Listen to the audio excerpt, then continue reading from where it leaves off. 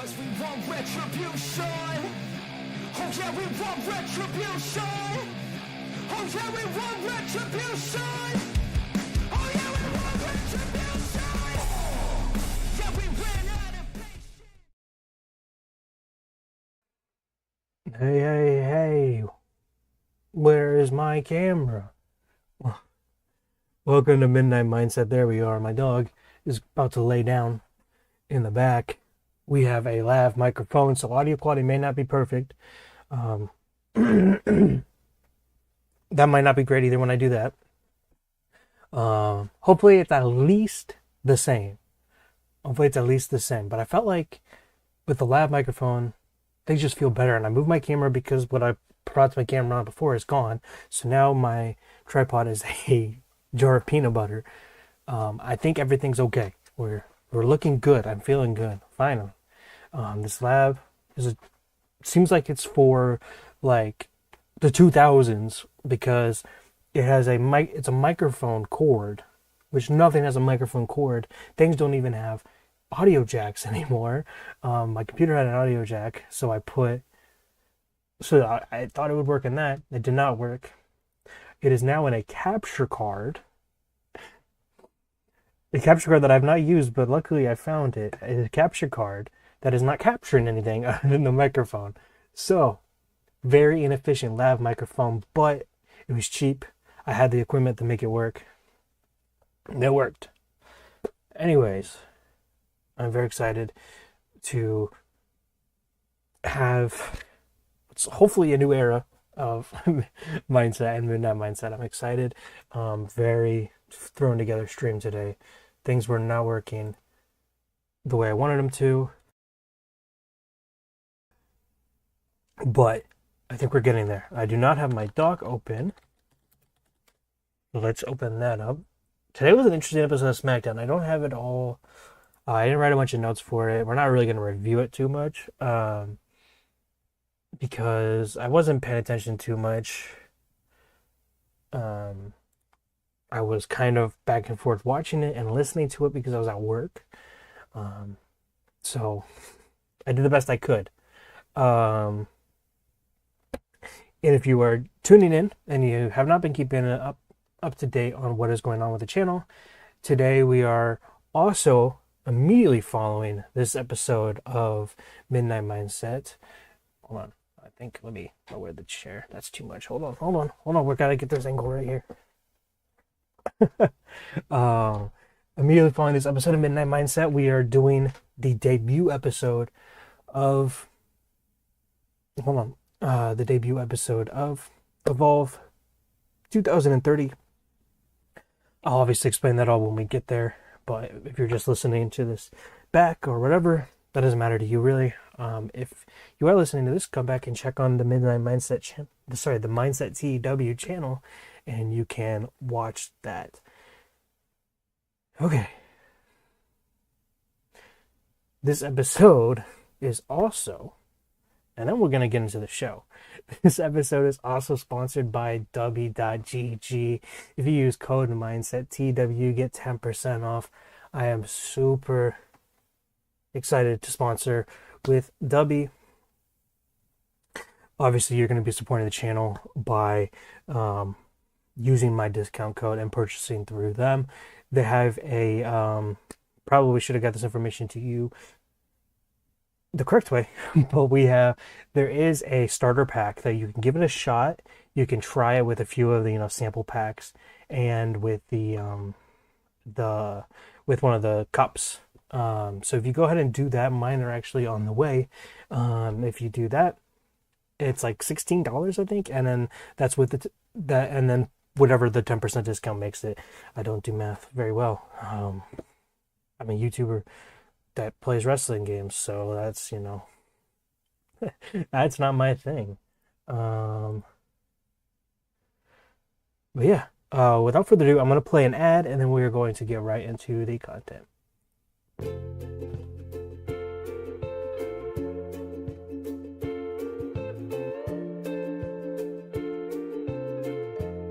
Hey you, have you ever seen your favorite wrestler do this? Put Edge isn't going down without a fight. Again, was looking for a pedigree again. That's because he didn't drink Dubby. What's Dubby? Dubby is a clean energy drink that is made to give you focus with no crash, jitters, or angst like other energy drinks. They also have no maltodextrin filters and don't use artificial dyes. Dubby contains vitamins, amino acids, a nootropic, and 150 milligrams caffeine. If you're interested, go to dubby.gg and use code MindsetTW for 10% off.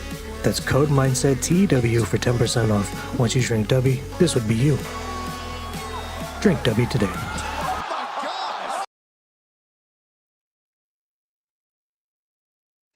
Okay, like I said, I'm very excited to start working with them. I got to figure out what's going on with why the camera's not working properly. Everything fell apart. The reason why I'm all over the place is because I literally feel everything fell apart right before the stream started. So that's what we're gonna get. That's what we are doing here today. The camera, the overlay, it was working. Everything was fine. And then of course I go to I was taking it from Canva, which is the app that I use, and I was going to put it onto OBS, and everything fell apart. I went to green screen it, and it just disappeared. It made the whole thing green, but I did download this version on accident with just the white. Okay, you guys don't care. Anyways, let's talk about professional wrestling. That's what this is all about. I want to start off with what I first found out today, which was weird, and definitely something I want to talk about, was the Machine Guns debuting on Instagram or on all the social media stuff. Why was that what happened? Were tickets not selling and they were just like a last-ditch effort to... I feel like I'm too small. And that was their last-ditch effort to get people to show up to the show? What was the deal with that? Because they were making it a secret, a little bit of a secret, leading up to last week, because they were doing the vignettes and they didn't say who it was. And then they get to last week and they kind of pretty much spoiled it, saying that there's a new tag team debuting and everything. And then today, just midday, I see an Instagram post with Nick Aldis alongside the Machine Guns. And I just feel like, yeah, you kind of already spoiled it, but like, we'll feel surprised, at least we'll try. But I just thought that was really odd. I definitely did not expect them to just... I feel like they killed any sort of surprise that it could have had. I don't know. I do want to go over that TNA this week released their Hall of Fame inductions, and of course good broadcasters would do the research.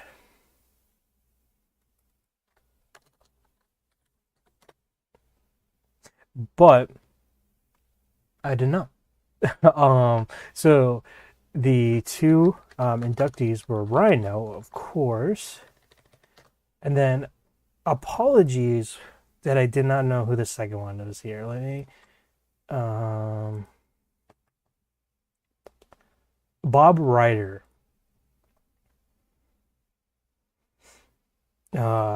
Now, I am fairly new to the world of TNA, so I actually do not know him.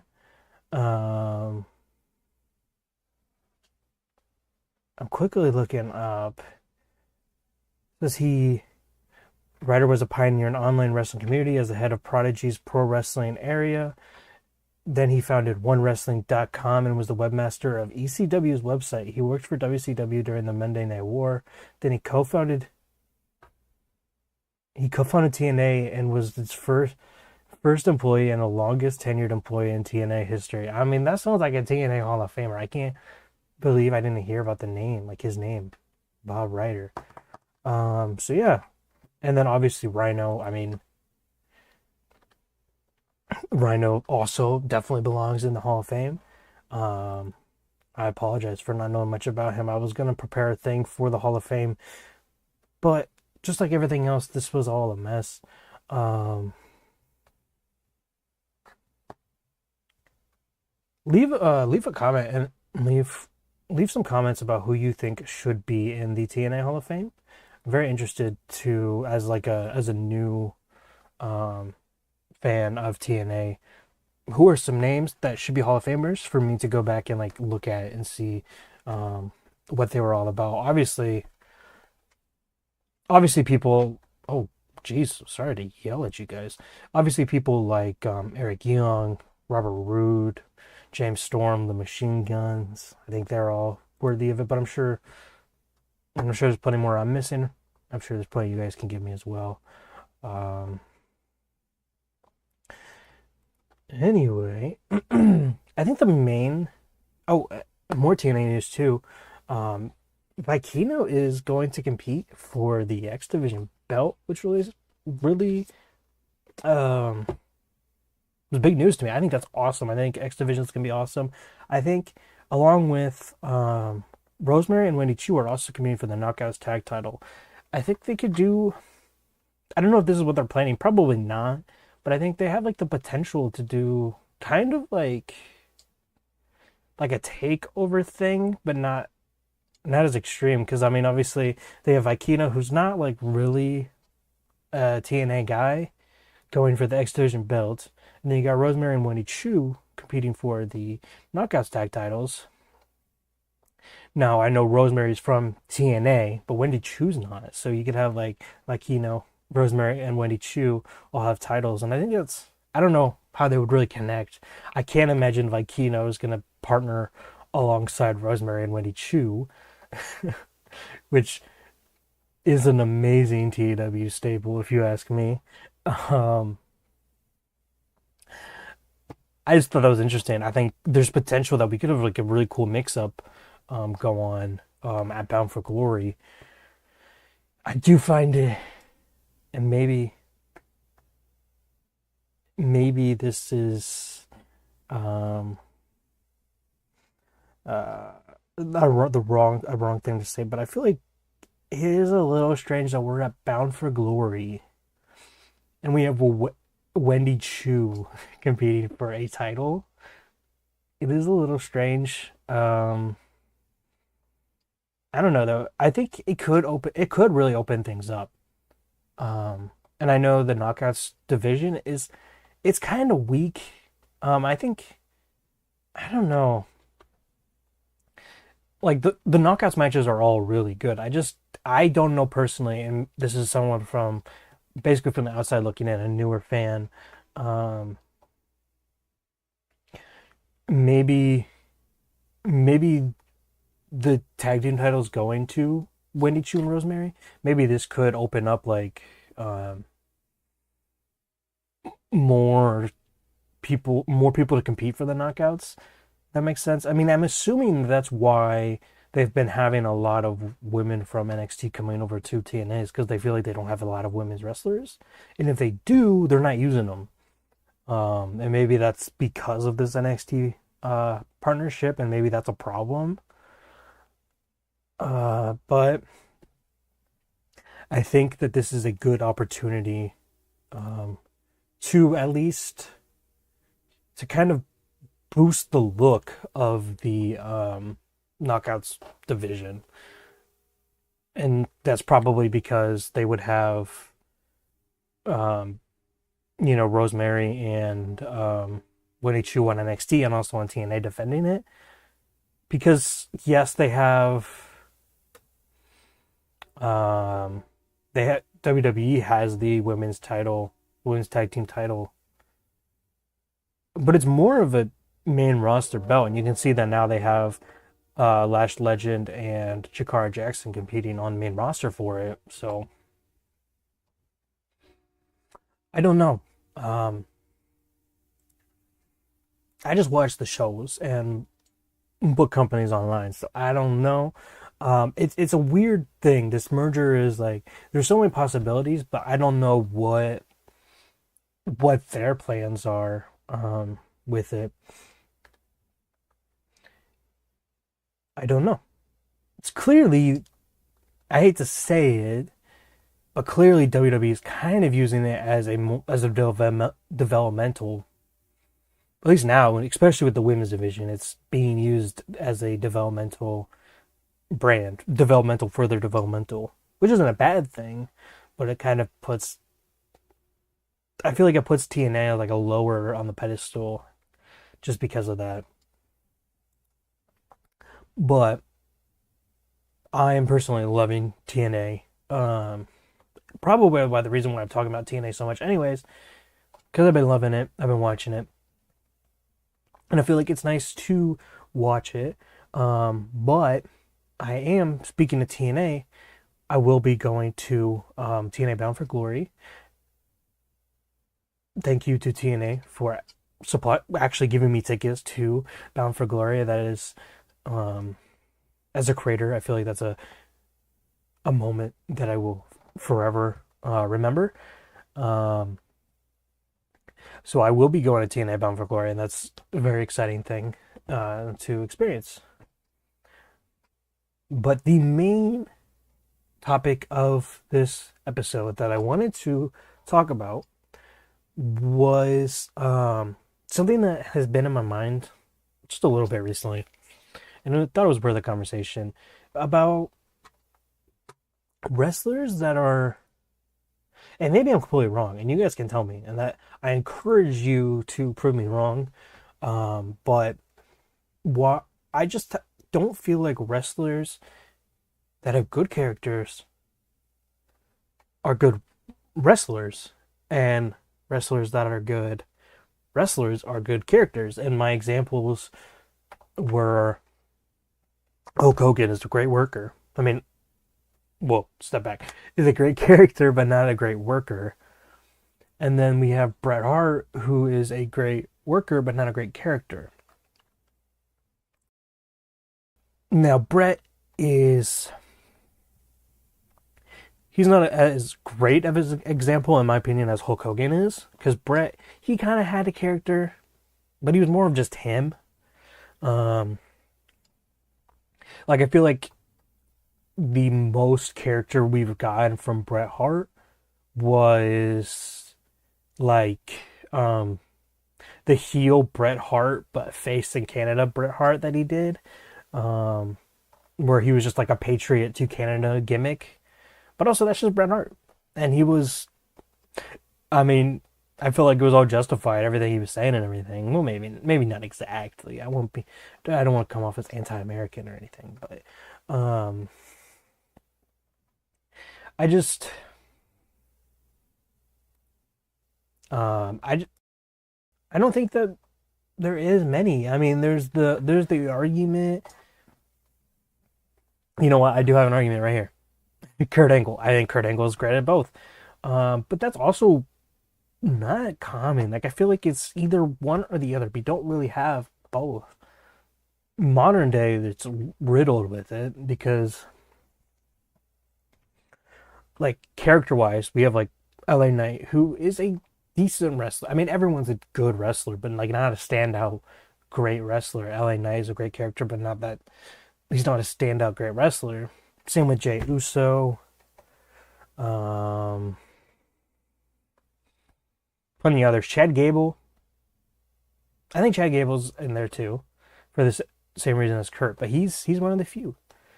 So obviously, now that I'm like speaking it out loud, for some reason these people didn't come to my mind, so now I'm just looking like a goof.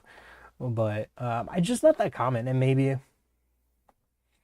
I mean, being an amazing above tier wrestler is like a rare occurrence, and then being an amazing wrestler is a rare occurrence. So I guess to have them both, obviously, that's super rare. So the talking point is kind of pointless to want. Like, I'm just wanting something that is kind of unrealistic, I guess. I guess that's the problem.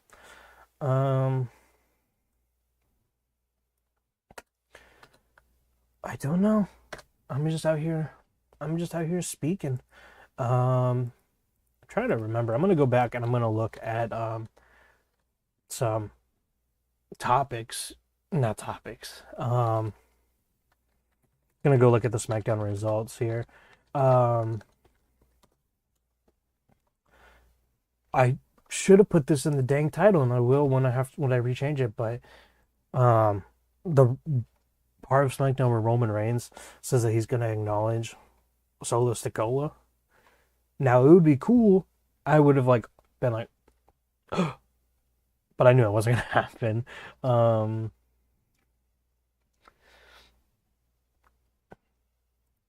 Hold on. What the heck? This is. I was looking at results, and the first thing that comes up was something about Alexa Bliss. So that is not right. I guess I just gotta use my memory. I mean, it wasn't like a crazy SmackDown, but definitely the Bloodline stuff is was really good. Bloodline is coming back. I think the Bloodline stuff's working. I like that Roman is here consistently. I know it's not gonna last, but he's kind of here to get things going again, and um, obviously he's gonna go. So like, I think I like that they're working on like let's get things good and let's get things established before he's gone again, or before it was like he's gone, and then we was just like we had the big development of Solo taking over the Bloodline, but then it was kind of like we were coasting up until Roman came back. And even then, when Roman came back, I feel like they didn't really get into it that quickly. Which I know they got to build things. They got to show that, the Bloodline beat up Roman again. I think twice. Didn't they do it twice? I guess to show that he's weak now that he's by himself. I don't know. I don't know about this Jey stuff. I don't know if we're gonna really get Jey. I mean, obviously. I mean, why would they be doing this if we're not gonna get Jey back in it?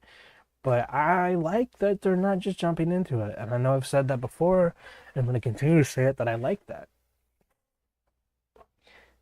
Things are going slow, but we do also have a while until we get to Survivor Series, which I'm assuming is the plan, and I've been seeing that everywhere online, anyways. But are we gonna get a Bloodline related match at Crown Jewel? Or are we gonna get Bloodline interference on Cody at Crown Jewel? Is Cody even gonna be involved with this? I mean, because we have there's kind of like two storylines right now for the champions. There's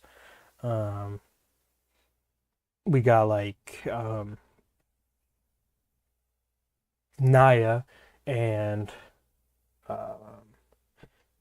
Bailey, and then we also have Nia and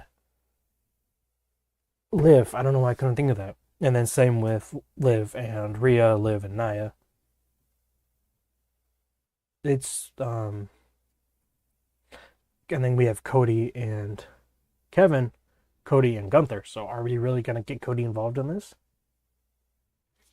I don't think so.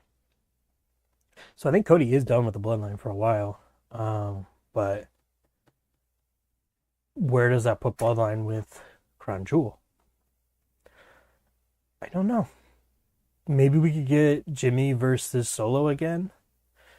Are we gonna get? I don't remember if we're gonna get the tag team title match on SmackDown or if we're gonna get it on Crown Jewel. I know next week. When is Crown Jewel? Next week is the number one contender match. Crown Jewel. So they show that dang title again. That thing's still ugly. November 2nd. So that is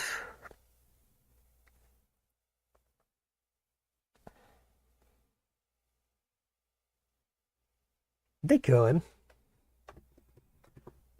They could do it on Crown Jewel, because then there's two Smackdowns in between. So next week will be the number one contender match, and then the week after that will be the Crown Jewel, but there's still a Smackdown before that. So what are the matches at Crown Jewel?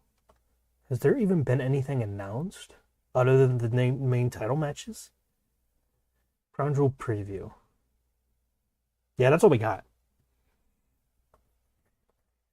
It's very modern day WWE. That's very non-modern day WWE like at this point. We only have 2 matches.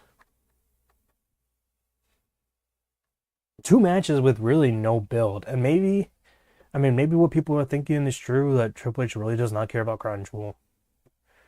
Which, I don't blame him. I don't know if he's gonna, if these are gonna keep going. I think they renewed the deal under his watch, though. Obviously he's not in control of that. I don't think. That's probably a Nick Khan thing, but you think if Nick Khan was still completely for it, the show would be a little bit better too. I don't know. Maybe it's gonna be a good show, but right now we have no plans. So I don't know. Obviously the tag team match should go on Crown Jewel. It's a main title match. But they like putting the tag team matches on SmackDown because they don't care about the tag division, which is a shame. I think hopefully the Machine Guns really do push them to have a good tag division, because I really want to see them with a good tag division. But yeah, hopefully we get that at Crown Jewel. That's all we're going to talk about. This is getting a short episode. Hopefully I can get Julian again on this thing. But what I'm going to do is I'm going to end this episode, and I'll see you guys next time. If you are on Twitch, go ahead and stay around. We will get the stream going for Evolve 2030 very soon. If you are on YouTube, we will end the stream, but we will start it once we get started very soon.